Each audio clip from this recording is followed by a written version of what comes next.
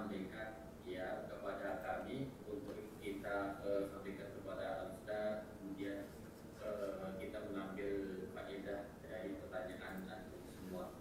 Baik, untuk efisiensi waktu kepada Ustaz kita kami persilakan kepada kita Fadal Masykurah. Bismillahirrahmanirrahim. Innal hamdalillah nahmaduhu wa nasta'inuhu wa nastaghfiruhu wa natubu ilaihi wa na'udzu billahi min syururi anfusina wa sayyiati a'malina may yahdihillahu fala mudilla lahu wa may yudlil fala hadiyalah. Wa asyhadu an la ilaha illallah wahdahu la syarikalah wa asyhadu anna Muhammadan abduhu wa rasuluhu la nabiyya ba'dah. Ya ayyuhalladzina amanu taqullaha haqqa tuqatih wa la tamutunna illa wa antum muslimun. Fa inna asdaqal hadithi kitabullah wa khairal huda huda Muhammadin sallallahu alaihi wasallam. Wa syarrul umuri muhdatsatuha wa kullu muhdatsatin bid'ah wa kullu bid'atin dhalalah wa kullu dhalalatin finnar. Ikhwan dan akhwat, Bapak dan Ibu, para pemuda dan para pemudi yang dirahmati oleh Allah Subhanahu wa taala. Pada kesempatan kali ini kita akan membahas topik yang penting terutama bagi para pemuda tentang bagaimana urgensinya menanamkan tauhid kepada para pemuda. Kalau kita bicara tentang pemuda, pemuda adalah masa yang sangat aktif ya, produktif ya. Itu sekitar sejak balik ya, mungkin 15 tahun sampai mungkin sekitar 40 tahun. Itulah puncak pemuda. Ada yang mengatakan pemuda masih berlanjut sampai 50, tapi puncak pemuda di usia 40 tahun ya. Sebelumnya juga ketika usia 30-an, 33 ya, ini sudah juga disebutkan sebenarnya lama bahwa ini puncak masa muda, asyud, marhalatul asyud, yaitu kuat-kuatnya seorang muda umur 33, kemudian dia berjalan terus sampai 40, kemudian mulai menurun. Tapi ada yang mengatakan sampai 50 pun masih dianggap pemuda. Intinya pemuda, saya akan menyebutkan beberapa poin kenapa kita menganggap masa muda adalah masa yang sangat urgen. Yang pertama, bahwasanya pemuda adalah harapan masa sekarang, terlebih lagi masa depan. Masa sekarang terlebih lagi masa depan. Sekarang para pemuda yang bergerak, beraktivitas tentu masih dikuasai oleh generasi-generasi senior atau generasi-generasi tua. Tetapi di kemudian hari pemuda-pemuda inilah yang akan memegang jabatan, memegang kepemimpinan. Sehingga para pemuda adalah harapan di masa depan ya. Oleh karenanya baiknya mereka akan punya pengaruh yang sangat urgen bagi kebaikan masa depan suatu bangsa, suatu negara ya. Dan jika mereka rusak, ini juga mengisyaratkan akan rusaknya negara tersebut atau bangsa tersebut di kemudian hari. Maka pendidikan terhadap para pemuda ini sangat-sangat urgen karena mereka lah yang akan memegang masa depan kalau bahasa kita demikian ya. Makanya kalau ada sebagian negara di dunia ini sekarang ada kerepotan kehilangan generasi. Sebagian negara-negara maju mereka mulai kehilangan generasi muda. Anak-anak banyak yang tidak mau menikah, banyak yang tidak mau punya anak. Generasi muda sudah mulai malas bekerja, kemudian yang tua-tua masih tetap bertahan pada pekerjaan mereka, tidak regenerasi. Ini akan merepotkan mereka di kemudian hari. Maka negara yang baik atau bangsa yang baik adalah memperhatikan anak-anak muda, mendidik anak-anak muda, baik urusan dunia maupun urusan akhirat.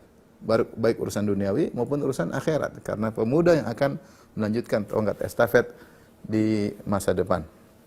Baik. Di antara keistimewaan para pemuda, ya, saya sebutkan di poin nomor 2, sifat pemuda yang kepo dan juga ingin perubahan. Pemuda biasanya kepo dan ingin perubahan. Sifat ini berbeda dengan orang tua. Orang tua sudah terlanjur, sudah pakem, sudah begitu pinginnya sudah tidak mau berubah lagi, sudah nyaman dengan kondisinya, sudah terlalu lama mendarah daging kebiasaannya. Maka ini bisa menimbulkan nilai positif, namun juga sebaliknya bisa menimbulkan negatif ya. Positif yaitu jika diarahkan pada kebaikan,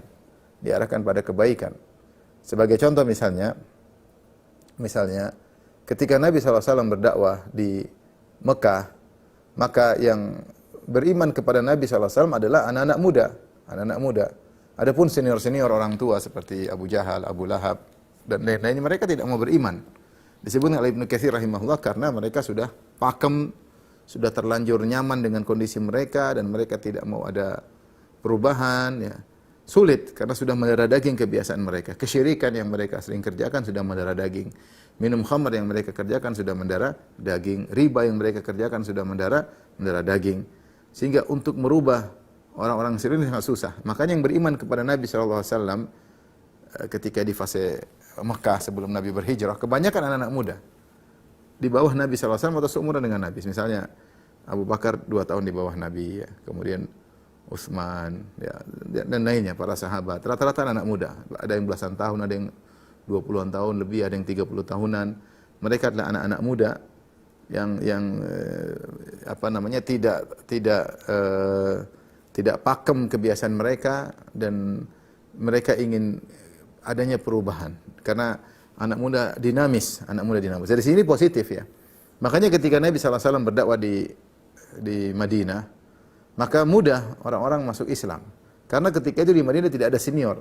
Senior sudah meninggal semua, dari suku Al-Aus maupun suku Al-Khazraj, sudah tewas semua dalam perang Bu'ath. Dalam perang Bu'ath itu 5 tahun sebelum Nabi berhijrah.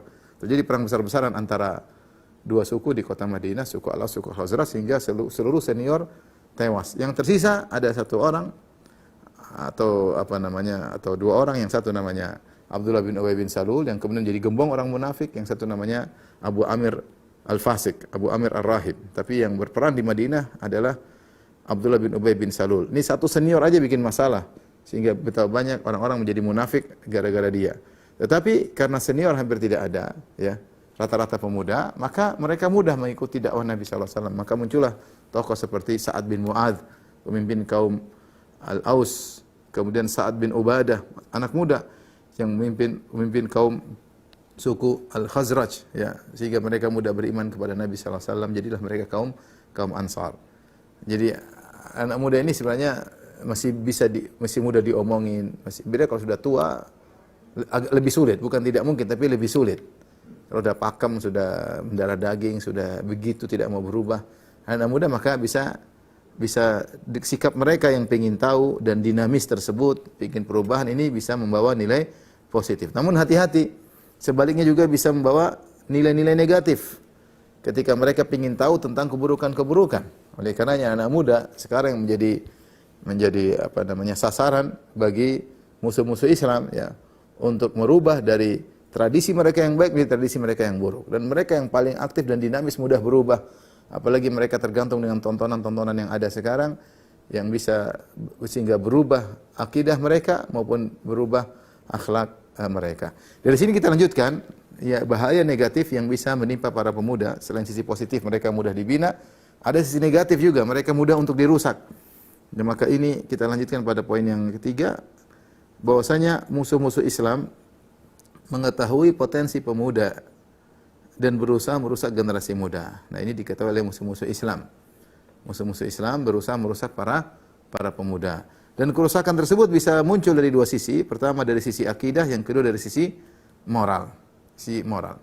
Kalau kita bicara sisi moral, banyak, ya, tontonan-tontonan, ya. Terbukanya aurat, adanya drama-drama Korea, film-film yang menggambarkan suatu model kehidupan secara komplit tentang bagaimana wanita yang kafirah misalnya, bagaimana kehidupannya, pacaran dengan lelaki, kemudian kehidupannya duniawi, dan begitulah, ya, sehingga dan itu menjadi tontonan para pemuda, sehingga mereka mau tidak mau meniru, mau tidak mau akan meniru atau terpengaruh pola hidup, hura-hura, ya, buka aurat, cium-ciuman misalnya, dan akhirnya moral rusak. Belum lagi kalau kita bicara tentang tontonan yang buruk, ya, film-film Hollywood, film-film macam-macam, ya, rusak, ya. Belum lagi tontonan yang buruk, sehingga mudah terjadi perzinahan, ya, mudah terjadi khalwat, ya. Moral anak-anak jadi rusak, ya. Belum kelainan-kelainan seksual yang tersebar, adanya homoseksual, adanya lesbi, adanya macam-macam, ya. Anak para pemuda yang paling aktif, dominan, mengakses kerusakan-kerusakan tersebut, ya. Karena ingin tahu ini mengantarkan kepada hal-hal yang buruk, ya. Maka betapa banyak anak-anak muda kita, ya, rusak gara-gara racun-racun yang disebarkan oleh musuh-musuh Islam, ya. Ya, disebar oleh musuh-musuh Islam, ya. Ya. Sehingga pikiran mereka duniawi. Ya, maksudnya tidak ada pikiran orientasi akhirat. Nonton konten-konten YouTube kalau bukan maksiat, buka aurat, disko-disko, joget-joget, ya. atau kemudian pamer kekayaan, ya. Pamer kekayaan, model-model yang baru, model-model yang tidak benar, sehingga merusak akhlak anak-anak muda. Sampai anak muda sekarang tidak punya sopan santun terhadap orang yang di atasnya. Mereka tidak tahu bagaimana cara bersopan santun. Tidak tahu bagaimana cara bersopan santun karena mereka belajar dari YouTube. Penglihatan mereka terhadap YouTube, terhadap medsos lebih banyak daripada contoh nyata yang mereka lihat dari kedua orang tua mereka. Sebenarnya anak muda, kalau mereka kurang medsos, mereka akan mencontohi akhlak orang tua mereka. Dan saya rasa orang tua sekarang masih punya sopan santun, masih punya adab, masih diwariskan oleh nenek moyang kita, masih diwariskan oleh mbah-mbah kita. Tetapi sekarang ada hal yang memisahkan antara anak-anak dengan orang tua. Apa yang memisahkan adalah adanya konten-konten yang begitu banyak, meledak, ledakan informasi yang ada di medsos. Sehingga anak tidak belajar yang dia lihat di depan matanya, yang dilihat ada di alamnya, tapi dia di dunia maya. Dia mungkin di tengah rumahnya yang dia lihat laptop, yang dilihat adalah HP, gadget. Sehingga akhlak mulia yang mungkin dicontohkan oleh ayah dan ibunya tidak dia dapatkan. Sehingga lama-kelamaan moralnya terkikis, maka rusak. Kalau orang tuanya tidak hati-hati, maka moral dia bisa rusak. Belum lagi grup-grup yang ada, subhanallah ya, konten-konten yang rusak ya, tentang konten-konten yang tidak benar ya, yang mengajarkan anak-anak beradab dengan sopan santun orang-orang kafir. Adab orang-orang kafir. Buka aurat biasa, ciuman biasa, berdua-duaan biasa, joget-joget biasa, minum bir biasa, dan nonton biasa. Nonton ya. Apalagi ada timbul keinginan pengen tahu ya, pengen minum bir rasanya bagaimana, pengen masuk disko rasanya kayak gimana, pengen zina seperti apa rasanya. Anak-anak muda ini yang mudah terjebak. Baik, ini parah, tapi yang lebih parah adalah kerusakan dari sisi akidah. Kerusakan dari sisi akidah. Lihatlah bagaimana pemikiran liberal masuk ke tanah air kita. Pemikiran liberal yang diambil dari anak muda yang lulusan pesantren, kemudian belajar di luar negeri, di negara-negara non-muslim, kemudian diajari oleh orang orientalis, yaitu orang-orang bule yang mereka anti-Islam, kemudian mereka mengajarkan Islam versi mereka kepada pemuda-pemudi Islam dari tanah air. Begitu pulang membawa pemikiran liberal, dianggap ini suatu yang baru, pemikiran spektakuler, karena anak muda senang yang baru. Sehingga kalau semua agama salah itu tidak benar, yang benar semua agama benar, semua masuk surga. Tidak ada kebenaran, jangan monopoli kebenaran, tidak ada kebenaran yang absolut, semua kebenaran relatif. Mulai muncul dengan pemikirannya. Apa yang datang dalam Al-Quran itu hanya berlaku 1400 tahun yang lalu. Sekarang kita butuh namanya Islam progresif. Islam berkembang sesuai dengan zaman. Maka hukum-hukum fikih yang ada zaman dahulu perlu kita revisi, perlu kita tinjau kembali, kita revisi, yang kita buat hukum-hukum baru yang sesuai dengan zaman kita sekarang. Kita namakan dengan Islam progresif, bukan Islam baku, Islam jumud, Islam kaku. Ini orang liberal. Mulailah muncul hukum-hukum baru, mulailah akidah terkikis, mulailah semua pemikiran tidak boleh diprotes, tidak boleh dikritiki. Ya. Mau orang bilang ini, mau bilang ketemu siapa, mau ketemu, mau macam-macam pemikiran apa saja. Semua agama benar ya. Bahwasanya Nasara juga bertauhid, Hindu juga bertauhid, semuanya bertauhid. Mereka asal ngomong, dan ada anak-anak muda terpelajar ya. Karena mereka tidak memiliki background tentang agama yang baik, tentang akidah yang benar, mereka terbawa. Ini contoh. Jadi kerusakan akidah ada beberapa contoh. Misalnya tadi pemikiran misalnya liberal dan pluralisme dan liberalisme. Yang lebih parah daripada itu ateisme ya. Pemikiran ateis. Ini masuk luar biasa ya. Bukan cuma di tanah air, sampai dikenal negara yang menjalankan syariat Islam seperti Arab Saudi pun al-ghazwul fikri, pemikiran perang pemikiran ini masuk sampai ke dalam negara-negara Arab yang disebutkan di sana mereka ngerti bahasa Arab, ngerti bahasa Al-Qur'an. Tetapi banyak anak muda mulai terpengaruh dengan pemikiran ateis, sampai dibikinlah tim-tim, lajnah-lajnah untuk memberantas pemikiran ateis yang masuk ke misalnya ke Arab Saudi dan sekitarnya. Ya, menunjukkan bahwasanya al-ghazwul fikri, bahwasanya kerusakan memang diarahkan kepada para pemuda. Yang banyak terpengaruh anak muda. Orang tua dengar ateis, apa ini rusak, ini enggak mau dengar. Anak muda ingin tahu kenapa dia bisa pikiran begitu, kenapa dia bilang Tuhan tidak. Dia ingin tahu. Ketika dia klik, dia baca, sementara akal dia lemah dan dia terpesona dengan argumentasi yang menurut dia lebih rasional, akhirnya dia terbawa kepada pemikiran ateisme. Kalau udah kena ateis, sudah akidah rusak. Rusak akidah secara totalitas. Ya. Yang biasa terpengaruh anak muda. Maka ini telah diketahui oleh musuh-musuh Islam. Sekarang untuk menghancurkan Islam tidak perlu dengan senjata ya. Ada senjata yang maksudnya perang secara fisik. Ada yang lebih mudah menghancurkan tanpa harus susah payah dengan menghancurkan akidah dan moral mereka. Ya. Seandainya yang berbicara misalnya orang-orang kafir non muslim yang bicara tentang semua agama benar, tentu orang Islam akan banyak menolak. Semua agama benar, semua orang Islam banyak akan anak muda pasti menolak apa. Tapi kalau yang bicara ternyata profesor muslim atau doktor dalam bidang agama Islam, bahkan dosen-dosen di sebagian dosen-dosen, bahkan rektor dalam sebagian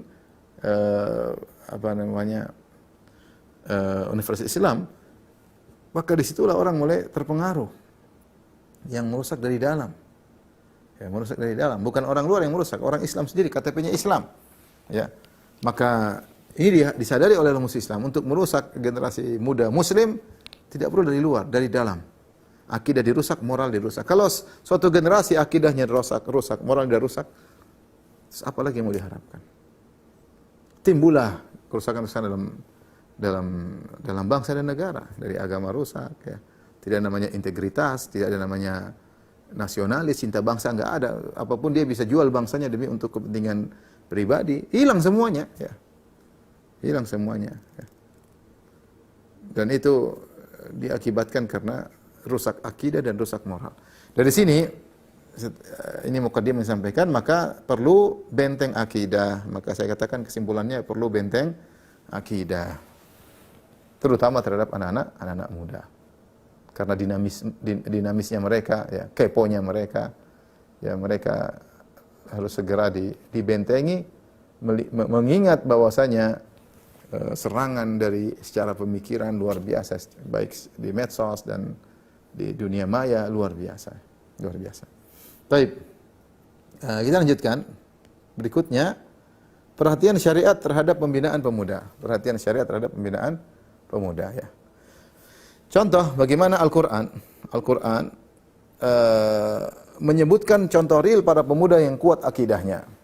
Contoh seperti Nabi Ibrahim alaihissalam. Nabi Ibrahim pemuda dengan kuat akidahnya dia menghancurkan patung-patung ketika dia mengatakan wa tallahi la aqidanna asnamakum ba'da an tuwallu mudbirin. Demi Allah aku akan hancurkan patung-patung kalian setelah kalian pergi. Jadi ketika kaumnya sedang pergi keluar melakukan perayaan di luar kota, maka Nabi Ibrahim pun datang kepada patung-patung tersebut. Nabi Ibrahim berkata, "Ala ta'kulun?" Di situ ada sajian-sajian banyak. Nabi Ibrahim berkata, "Kalian tidak makan sajian tersebut."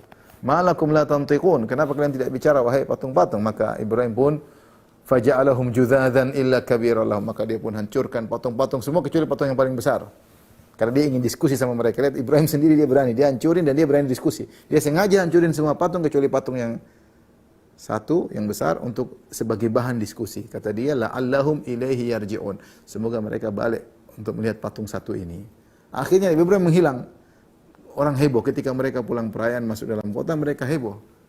Mereka berkata, qalu man fa'ala hadza bi alihatina innahu laminadh dhalimin. Siapa sih yang melakukan ini kepada Tuhan-Tuhan kita? Sungguhnya dia benar-benar zalim.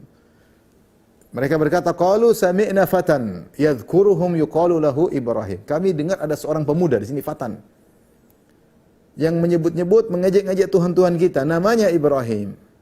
Qalu fa'tu bihi ala ayun nasi la'allahum yashhadun. Datangkan dia di hadapan seluruh manusia, kita ingin bakar dia. Intinya subhanallah, Allah menyebutkan Ibrahim fatan, bagaimana dia kuat akidahnya, sendirian berdiskusi berhadapan dengan satu negeri semuanya yang anti tauhid, yang mereka terjerumus dalam kesyirikan. Ibrahim sendiri alaihissalam luar biasa contoh yang luar biasa.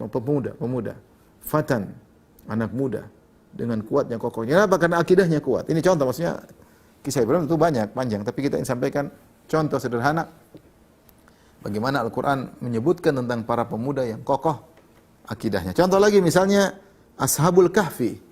Ashabul Kahfi. Bagaimana mereka berani menyendiri, meninggalkan kekayaan mereka. Disebutkan Ashabul Kahfi 7 orang ini. Sab'atun wa thaminhum kalbuhum. Mereka 7 orang dan 8 anjing mereka. Mereka disebutkan kalau kita baca buku tafsir, mereka adalah anak-anak dari pejabat-pejabat, anak dari menteri-menteri. Mereka orang kaya. Sebenarnya Allah kasih hidayah kepada mereka bertujuh, dan mereka bertemu tanpa mereka sengaja dan mereka kokoh di antara mereka. Ya. Allah berfirman tentang mereka, "Innahum fityatun amanu bi rabbihim wa zidnahum huda." Mereka adalah sekelompok pemuda amanu bi rabbihim, yang mereka beriman kepada Rabb mereka, wa zidnahum huda, dan kami tambahkan hidayah kepada mereka. Dan mereka ketika dipanggil, idh qamu faqalu rabbuna rabbus samawati wal ardi lan nad'u min dunihi ilaha laqad qulna idzan syatata. Ya. Ya, mereka dipanggil oleh raja, mereka berani berbicara. Mereka mengatakan, Tuhan kami adalah pencipta langit dan bumi, ya. Dan kami tidak akan berdoa kepada selain Allah Subhanahu wa taala.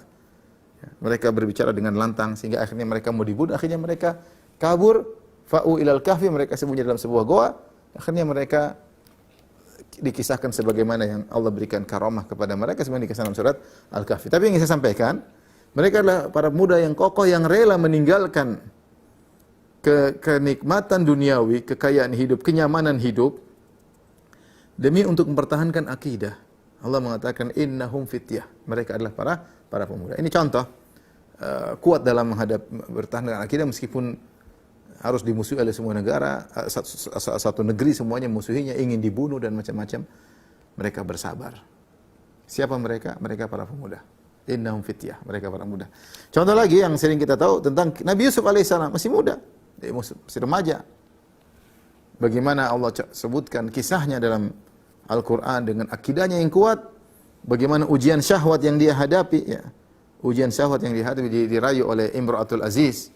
Imra'atul Aziz yang cantik jelita dan kaya raya dan merayu Nabi Yusuf alaihissalam. Dia sudah tutup pintu, dia sudah merias dirinya, ya.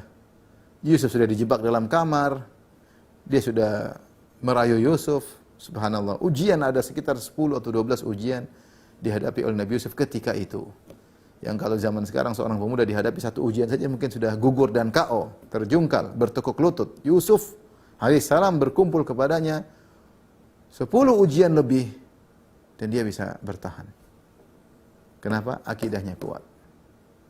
Akidahnya kuat. Ini butuh anak muda, butuh akidah yang kuat. Karena ujian di luar sana sangat banyak. Ujian syahwat, ya. Allah sebutkan tentang kisah Nabi Yusuf, Allah abadikan di antara manqabah min manaqib Yusuf. Di antara kemuliaan, di antara kemuliaan Nabi Yusuf alaihissalam, bagaimana dia bertahan ketika ujian-ujian syahwat di hadapannya. Kemudian juga ujian kesendirian. Nabi Yusuf alaihissalam selain diuji dengan syahwat, dia dibuang oleh kakak-kakaknya, dimasukkan dalam sumur. Kemudian dijual jadi budak, sabar. Anak muda dia. Di antara kita anak muda ada yang mengalami kesulitan, ada mungkin orang tuanya meninggal, kesendirian, tidak dipedulikan oleh keluarganya, dibuang oleh keluarganya. Ada contoh Nabi Yusuf alaihissalam. Ya, dengan akidah yang kuat dia bisa menjalani segala ujian-ujian tersebut sehingga menjadi orang yang mulia. Ini Allah sebutkan anak-anak muda dalam Al-Qur'an. Taib. Kalau kita bicara lagi, ini contoh dalam Al-Qur'an. Tentunya kalau kita menyebutkan sesuatu sangat banyak ya, artinya kisah mereka sangat panjang. Taib, contoh para pemuda yang kokoh dalam akidah ketika diuji dari sunnah Nabi sallallahu alaihi wasallam ya. Dalam apa? Dalam hadis-hadis. Dan ini tentu lebih banyak lagi karena sudah saya sebutkan tadi di antara yang beriman kepada Nabi Muhammad sallallahu alaihi wasallam di kota Mekah rata-rata anak muda, Contoh misalnya sederhana, Sa'ad bin Abi Waqqas diuji dengan tekanan secara mental oleh keluarganya. Ibunya sampai datang karena Sa'ad bin Abi Waqqas masih muda. Dan dia terkenal adalah pemuda yang berbakti kepada orang tuanya, pemuda berbakti kepada ibunya. Maka ibunya mengatakan, "Wahai Sa'ad, keluarlah, murtadlah engkau dari agama Muhammad dan kembalilah kepada agama nenek moyangmu. Jika kau tidak murtad dari agama Muhammad, maka aku akan mogok makan sampai aku mati. Sampai orang-orang ketika bertanya, sehingga akan tersebar viral, ketika ditanya kenapa wanita tersebut meninggal, maka akan dijawab dia meninggal karena anak yang durhaka. Dia meninggal karena anak yang durhaka. Artinya ibunya ingin mengatakan, saat tidak kau nanti malu kalau saya mati gara-gara kamu, bukankah nanti viral, kau jadi bahan omongan, mental saat diuji. Dan dia sangat sayang kepada ibunya. Dia orang pemuda yang sangat berbakti kepada ibunya. Namun sekarang di hadapan dia dua pilihan. Durhaka sama ibu, taat kepada Allah, atau durhaka kepada Allah, taat kepada ibu. Luar biasa, mental dia digoyang. Sampai ibunya mulai menerapkan di depan dia, tidak makan, tidak minum, sampai lemas. Bayangkan bagaimana seorang melihat ibunya yang sangat dia cintai, kemudian sampai lemas, sampai mau mati, tapi saat tegar. Ya. Dan tentu dia dicela oleh kakaknya, mungkin dicela oleh keluarganya, kamu anak kayak apa, ibumu. Itu luar biasa, perang mental ya. Namun dia kuat berhadapan. Kenapa? Dia kuat menghadapi karena akidahnya kuat. Karena kita tahu zaman sekarang ada orang punya mau akidah lurus, diserang secara mental. Kamu sendirian, kamu jangan aneh-aneh, kamu gini, macam-macam serangan mental. Sehingga orang kalau tidak kuat dia bisa terjerumus dalam menyimpang akidahnya. Maka Sa'ad bin Waqqas bertahan dan bertahan dan bertahan sampai ibunya mau mati, maka dia pun datang menuju kepada ibunya. Dia bisikin ibunya. Ketika dia berjalan menuju ibunya, orang menyangka dia sudahlah. Dia akan kalah dalam peperangan mental tersebut. Ya. Ternyata dia berkata kepada ibunya, ya ibuku, seandainya kau punya roh banyak, keluar satu demi satu, aku tidak akan peduli. Aku tetap beragama, berakidah dengan akidah Muhammad sallallahu alaihi wasallam. Ketika itu ibunya akhirnya kalah perang. Tapi ini bukan perang sembarangan, perang mental luar biasa dihadapi ibunya sendiri. Kalau kita ribut sama orang masih oke, ini ribut sama ibu sendiri yang kita sangat sayang kepada ibu tersebut dan kita terkenal berbakti kepada ibu tersebut, maka ini berat. Pernah dihadapi oleh seorang pemuda namanya Sa'ad bin Abi Waqqas radhiyallahu anhu dan dia lulus dalam ujian tersebut. Contoh lagi Mus'ab bin Umair. Siapa Mus'ab bin Umair? Seorang yang paling harum di kota Mekah, pemuda yang paling harum di kota Mekah. Disebutkan bagaimana sepatunya atau sendalnya import, bajunya import, ada yang diimport dari Yaman, ada yang diimport dari negeri Syam. Kemudian wanginya luar biasa, kalau dia berjalan dari jauh sudah tercium wanginya, kulitnya halus, dimanja oleh ayah ibunya. Ketika dia masuk Islam, maka diuji. Semua pemberian ayah ibunya diberhentikan. Dimusuhi oleh keluarganya, jadi Bani Abduddar.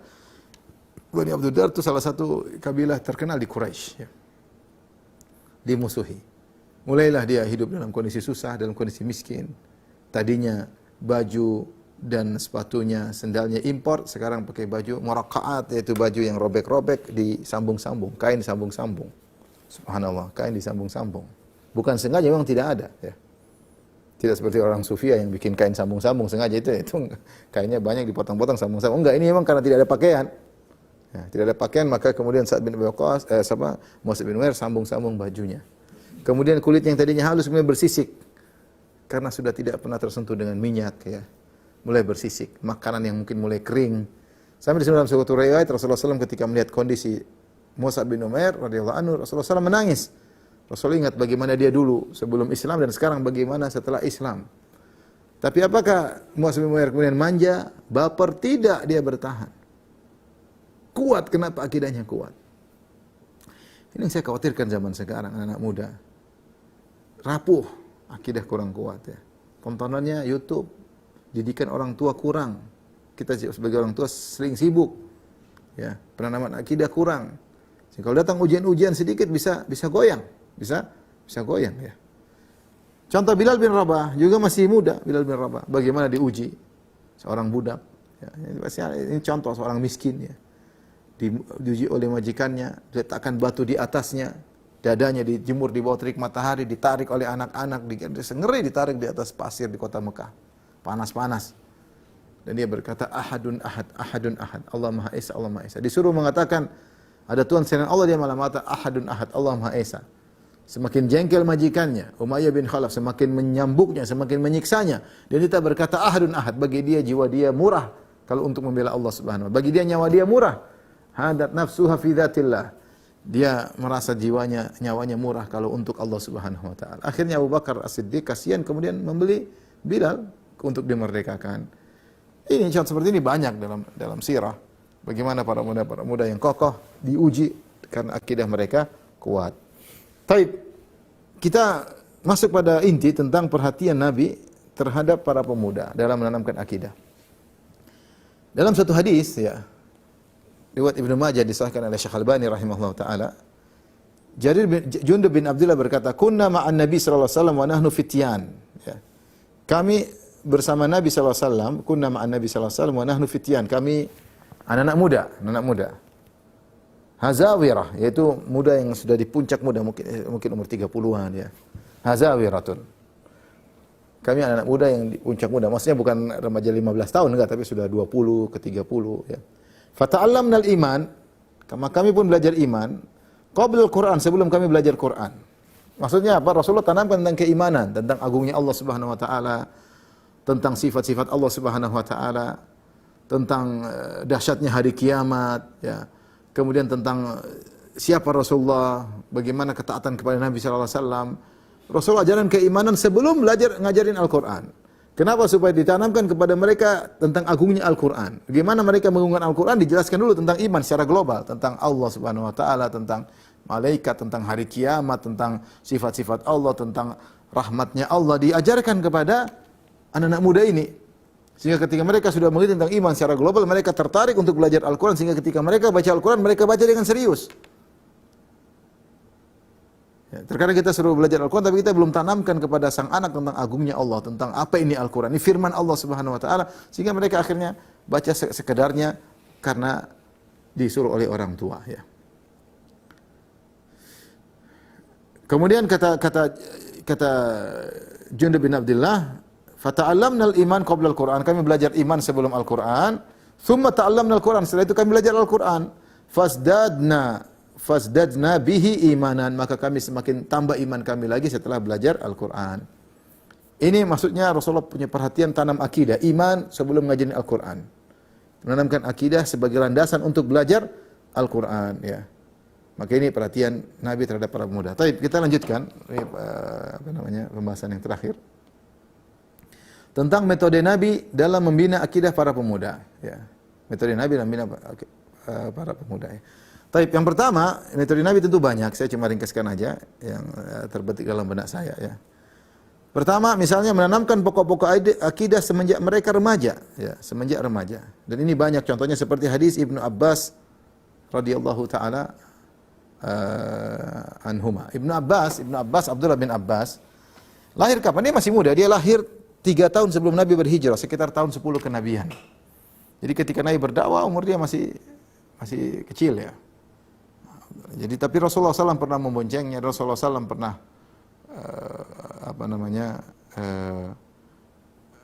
meletakkan tangannya di pundaknya. Rasulullah SAW dekat karena Ibnu Abbas adalah sepupu Nabi SAW. Suatu hari Rasulullah SAW sampaikan kepada Ibnu Abbas wejangan tentang akidah yang luar biasa, yang sekarang bahkan bukan diperlukan oleh anak muda, kita yang sudah tua-tua ini juga sangat membutuhkan yakin tentang wejangan Nabi tersebut. Kata Nabi, "Ya gulam, inni u'allimuka kalimat." Wahai sang pemuda, aku ajarkan kepada engkau beberapa kalimat. Ihfazillaha yahfazka. Jagalah Allah, Allah akan jaga engkau. Ini akidah. Kau jaga syariat Allah, kau tinggalkan maksiat kepada Allah, Allah akan jaga engkau. Ihfazillaha tajidhu tujahaka. Jagalah Allah, maka niscaya kau dapati Allah di hadapanmu, yaitu Allah menolongmu dengan cepat. Jika kau menjaga syariat Allah, berusaha menjalankan perintahnya, menjauhi larangannya. Ini perlu ditanamkan. Anak sekarang kenapa tidak kurang semangat menjalankan perintah Allah? Karena kayaknya dia enggak melihat ada hasilnya yang real di depan matanya. Maka perlu ditanamkan kalau kau menjaga Allah, Allah akan jaga engkau. Di saat orang-orang semua tidak terjaga, kau dijaga Allah. Ya. Idza sa'alta fas'alillah, kalau kau mintalah kepada Allah, jangan seperti zaman sekarang mengeluh di medsos, minta di medsos, ya. Curhat di medsos, minta kepada Allah, curhat kepada Allah Subhanahu wa taala. Wa idza sa'alta fas'alillah, diajarkan jangan bergantung hati mengharapkan bantuan orang lain, berusaha minta kepada Allah. Wa idza sta'anta fasta'in billah, jika kau minta tolonglah kepada Allah Subhanahu wa taala. Akidah semuanya. Kemudian kata Nabi, wa'lam annal ummata law ijtama'at ala an yanfa'uka bi syai'in lan yanfa'uka illa bi syai'in qad katabahu Allahu lak. Ketahuilah wahai Ibnu Abbas, kalau seluruh manusia berkumpul, jin dan manusia berkumpul untuk beri manfaat kepadamu, mereka tidak bisa bakalan beri manfaat kepadamu kecuali yang telah Allah catat.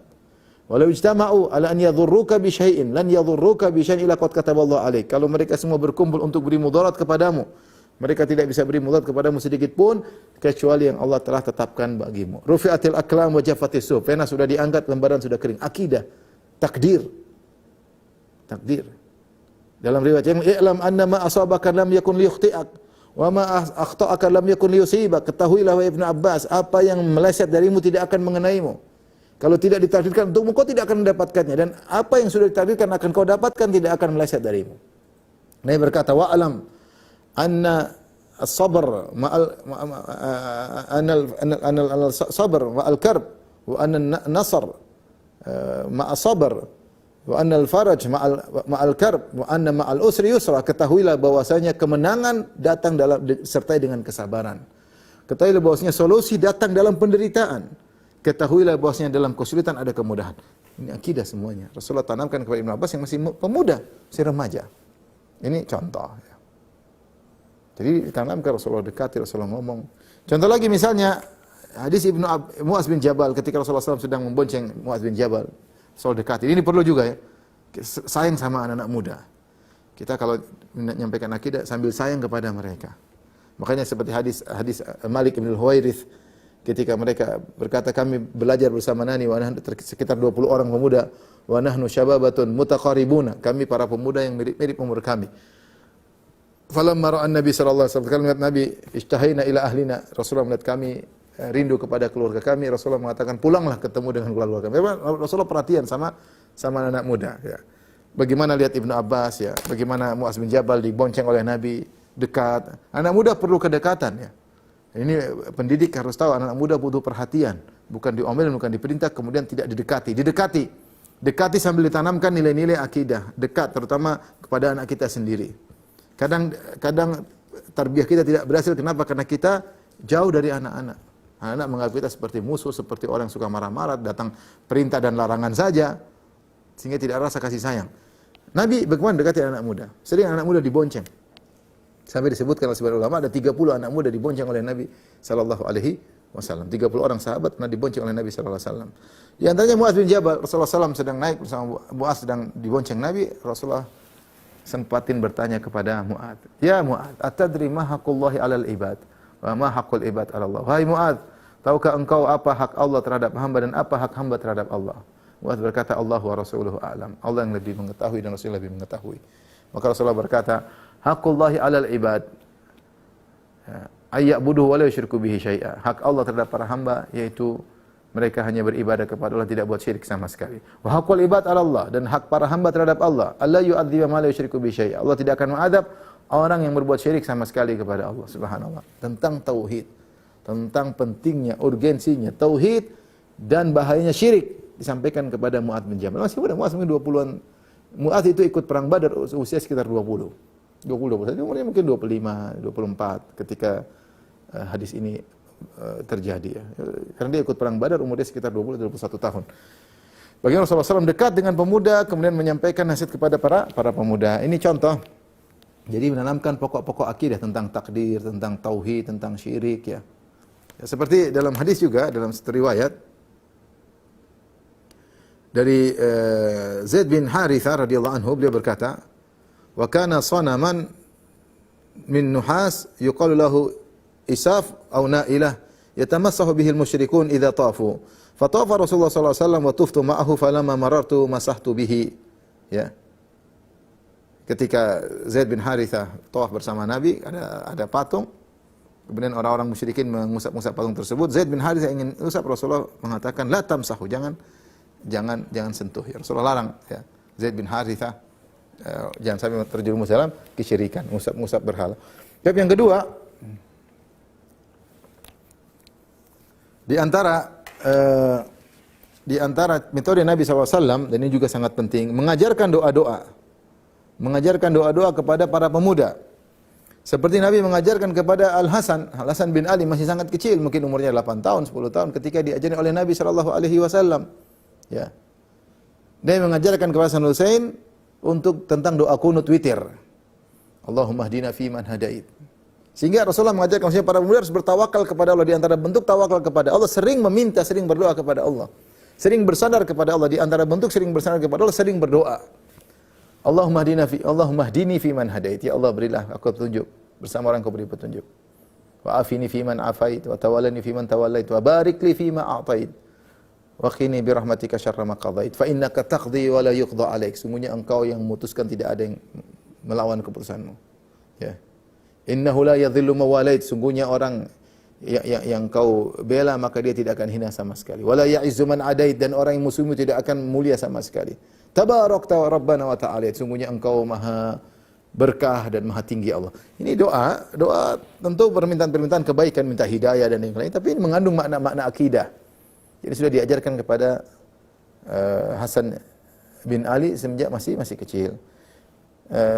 Contoh, Ibnu Abbas mengatakan, karena Nabi SAW yu'allimuna at-tashahhuda kama yu'allimuna as-surata minal Qur'an. Rasulullah SAW mengajarkan kepada kami tasyahud. Ya, tasyahud, kita tahu bahasa tasyahud isinya tentang akidah. Ya, tahiyatulillah wa salawat dan seterusnya. Ya, syahadu an la ilaha illallah wa syahadu anna Muhammadar Rasulullah. Sebagaimana Rasulullah mengajarkan Al-Quran. Jadi Rasulullah ajarin pelan-pelan kepada Ibnu Abbas, diajarin gini loh tasyahud yang benar, bagaimana dibaca ketika dalam salat. Ya, doa. Kemudian juga misalnya doa kepada Mu'adz bin Jabal, Rasulullah mengatakan, ya Mu'adz inni uhibbuka. Ya. Fala tad'anna dubura kulli salat an taqul, wahai Mu'adz, sungguhnya aku mencintai engkau. Ya, lihat bagaimana Rasulullah menunjukkan kedekatan. Wahai Mu'adz, saya mencintai engkau. Kalau begitu, kalau kau habis salat, jangan kau tinggalkan doa, Allahumma a'inni ala dzikrika wa syukrika wa husni ibadatik. Allahumma a'inni ala dzikrika wa syukrika wa husni ibadatik. Ya Allah, tolonglah aku agar bisa mengingat engkau, bisa beribadah dengan baik, ya, dan bisa bersyukur kepadamu. Ini tauhid.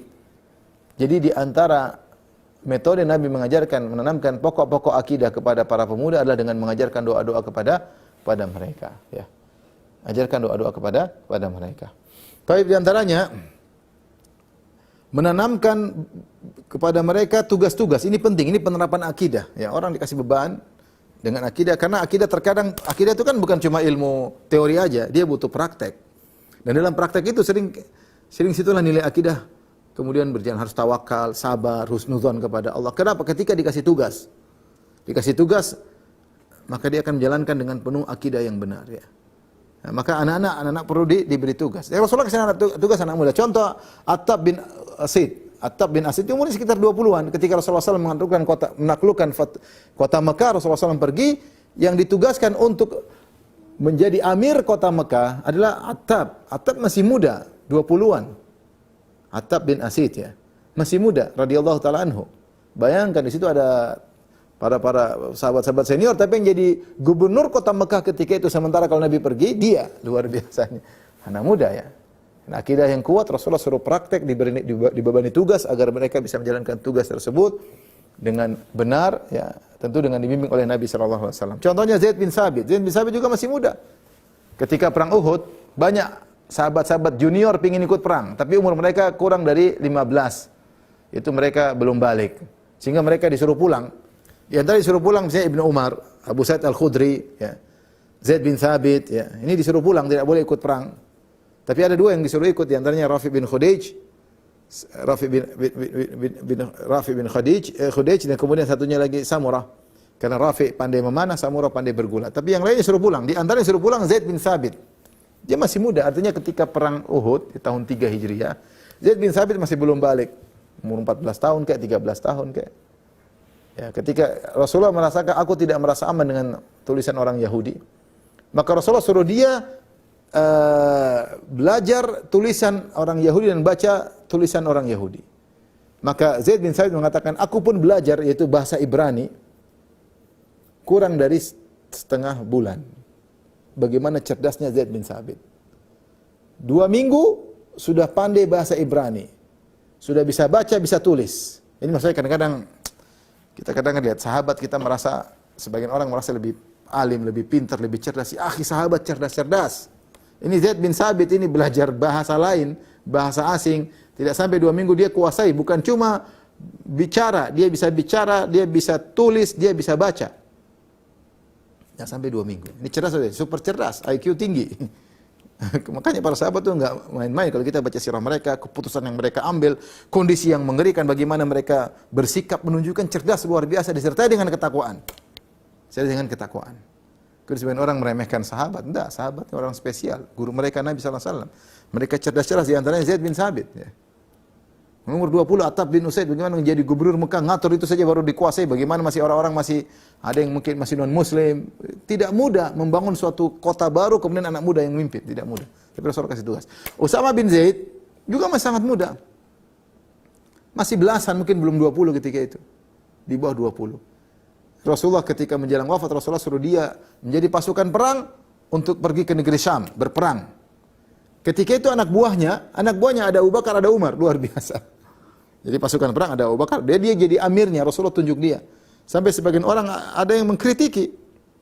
Ada yang mengkritiki. Sampai Rasulullah berkata, sebagaimana kalian pernah mengkritiki ayahnya, Zaid bin Harithah, kalian sekarang mengkritiki juga anaknya, Usama bin Zaid bin Harithah. Zaid bin Harithah itu sudah meninggal ya, dalam perang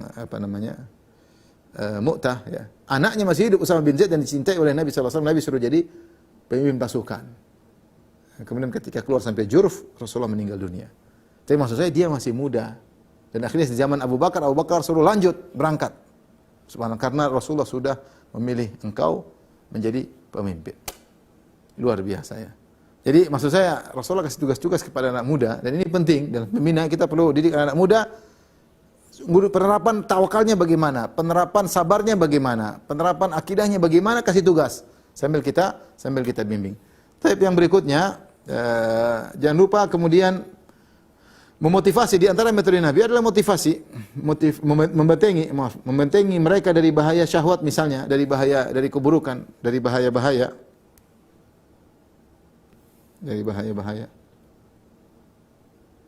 Contoh seperti Rasulullah menyuruh cepat menikah. Ya ma'syarasy syabab, man istata'a minkumul ba'a falyatazawwaj. Wahai para muda, siapa yang mampu kalian menikah, menikahlah. Fa inna aghadha lil basar wa ahsana lil farj. Yang menundukkan pandangan dan bisa menjaga kemaluan. Kita suruh para pemuda untuk bertahan di hadapan ombak syahwat yang luar biasa di zaman sekarang. Susah, banyak mereka terkapar, terjatuh. Banyak mereka terjerumus dalam hobi-hobi yang tidak benar, tontonan yang tidak benar. Mereka tidak kuat. Maka di antara solusi segera adalah suruh mereka menikah. Rezeki di tangan Allah Subhanahu wa taala. Jika mereka punya kemampuan, punya kerjaan, bismillah. Tidak harus punya kaya raya baru menikah. Ya, yang penting bisa kasih makan anak orang, kerja, kasih makan putri orang, rumah sewa, bismillah. Jangan ditunda-tunda. Sekarang Allah kasihin berkah. Ya, yang penting punya kemampuan. Ya. Makanya Rasulullah mengatakan, barang siapa yang punya kemampuan, maka menikahlah. Jika tidak mampu, puasa. Ya. Rasulullah juga suruh menundukkan pandangan. Ini diantara Rasulullah kasih untuk benteng ya. Ya, seperti Rasulullah SAW ketika haji sama Fadl bin Abbas. Rasulullah bonceng Fadl bin Abbas, sepupu beliau. Tiba-tiba lewat sekelompok wanita. Mereka terbuka wajahnya. Fadl bin Abbas melihat cantik. Fadl bin Abbas melihat. Fa'ajabahu husnuhun. Maka menarik pandangan Fadl. Maka Nabi SAW kemudian mengatakan, isrif wajhak. Palingkan wajahmu. Kemudian lihat lagi, Rasulullah membelokkan kepalanya. Rasulullah menjaga sallallahu alaihi wasallam, tapi dengan lembut ya, tidak dibentak. Rasulullah kasih tahu. Karena pemuda ya namanya kepo, pengin tahu ya. Ya, kemudian di antaranya nasihat Rasulullah misalnya kepada Abu Dzar Al-Ghifari, ittaqillah haitsu ma kunt wa atbi sayyi'atal hasanata tamhuha wa khaliqin nasa bi khuluqin hasanin. Bertakwalah kepada Allah dimanapun engkau berada. Jika kau melakukan maksiat maka tutupi dengan kebaikan. Lakukan kebaikan dan berakhlaklah kepada manusia dengan akhlak yang baik. Ini nasihat yang sama disampaikan kepada Muadz bin Jabal. Nasihat yang sama. Ittaqillah haitsu ma kunt. Bertakwalah kepada Allah di mana engkau berada. Ini yang sekarang akidah. Anak muda hilang dari hal ini. Ini berat zaman sekarang dalam kesendirian berbahaya. Ya, di dunia maya, dunia internet, ya. Rasulullah kasih benteng, bertakwalah kepada Allah. Takutlah kepada Allah. Jauhkanlah dirimu dari neraka dimanapun kau berada. Namanya takwa. Yang terakhir, ikhwan, di antara metode Nabi adalah motivasi anak muda. Seperti Rasulullah pernah berkata kepada Ibnu Umar. Kata Rasulullah SAW, ni'mar rajulu Abdullah, law kana yusalli bil lail. Ya, anak muda perlu disemangati dengan kata-kata. Kadang-kadang kasih semangat luar biasa. Kadang-kadang anak muda kehilangan orang yang menyanjungnya, memujinya. Tentunya dengan aturannya, ya, tidak membuat mereka ujub dan yang. Tapi ada sanjungan, motivasi. Rasulullah motivasi. Kata Rasulullah SAW, ni'mar rajul Abdullah law kana yaqumul lail. Sebaik-baik lelaki adalah Abdullah, yaitu Abdullah bin Umar. Kalau dia salat malam. Ketika Ibnu Umar dengan hal tersebut, lihat Nabi pernah muji dia, Nabi puji dia kalau dia salat malam, dia salat malam. Makanya setelah itu Salim, Maula Ibnu Umar berkata, Ibnu Umar tidaklah tidur kecuali sedikit. Kenapa? Karena dia ingat pujian Nabi sallallahu alaihi wasallam, termotivasi. Kalau kita bilang sama anak muda, kau pintar, kau cerdas, harusnya kau bisa begini. Oh, semangat ya. Semangat. Kita kau cerdas, harusnya kau begini. Contoh lagi Nabi sallallahu alaihi wasallam memuji Abu Musa al-Asy'ari. Kata Rasulullah SAW, "Laqad utita mizmaran min mazamiri ali Daud." Sungguh kau telah diberi suara indah dari suara indahnya keluarga Daud. Ya, karena Nabi Musa al-Asy'ari kalau mengaji suaranya indah. Rasulullah puji. Ya, Rasulullah puji. Suaranya indah ketika mengaji, memotivasi dia untuk mengaji dan mengaji, melantunkan Al-Qur'an. Rasulullah bilang, "Suaramu indah seperti indahnya suara yang diberikan indah suara kepada Daud alaihissalam." Kemudian Rasulullah SAW juga memuji Al-Ashaj bin Abdul Qais. Al-Ashaj Abdul Qais. Jadi ketika mereka datang rombongan, semua segera menuju kepada Nabi, ada satu orang tersisa. Dia tidak langsung menuju Nabi, dia keluarkan jubahnya, dia ganti jubah yang baik, kemudian dia ikatin ontanya, ikatin onta-onta temannya, setelah rapi semua baru dia datang ketemu Nabi. Dan Nabi perhatian itu, ya, anak muda pintar seperti itu. Ketika datang Nabi puji, kata Nabi SAW, "Inna fika khoslataini yuhibbahumullah." Kata Nabi SAW, al-hilm wal anat. Sungguhnya pada dirimu ada dua perangai yang dicintai oleh Allah. Yaitu hilm, itu suka memaafkan. Yang kedua, tidak tergesa-gesa.